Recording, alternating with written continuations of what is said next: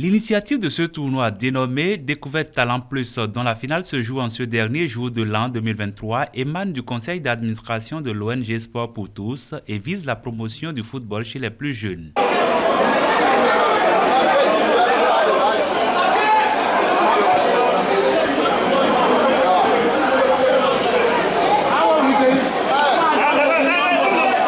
L'ultime match de cette compétition met en confrontation Massorbo FC de Niki et Damissa Junior FC de Ndali. Après une première partie riche en émotions mais sans le moindre but, les 22 acteurs reviennent sur l'aire de jeu avec la détermination de gagner le match.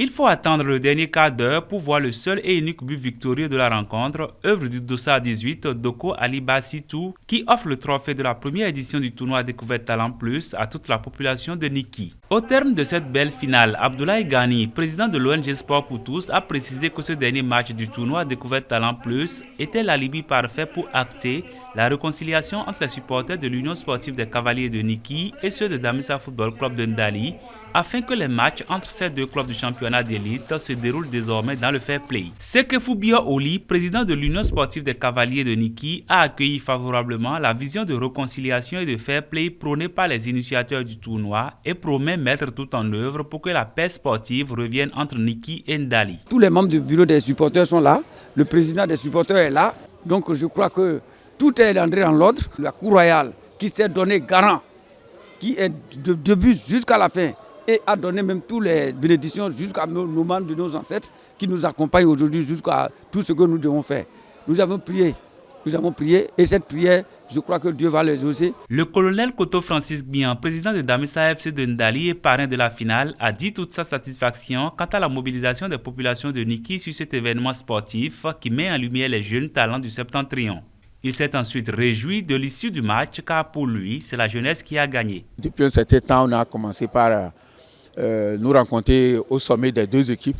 ce qui a fait d'ailleurs que nous avons eu la bénédiction de la cour impériale de l'empereur Sinatoru, qui a effectivement accepté de nous donner cette bénédiction pour enterrer cette rage de guerre entre cavaliers et Damissa. Et je tiens à lancer un appel à tous les supporters, que ce soit à Ndali, que ce soit à Niki, que nos matchs désormais soient des matchs de fair play, des matchs pour lesquels celui qui gagne, nous allons l'applaudir au lieu de continuer par toujours entretenir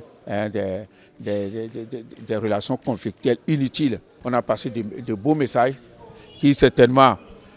iront dans les oreilles des supporters qui sont souvent les plus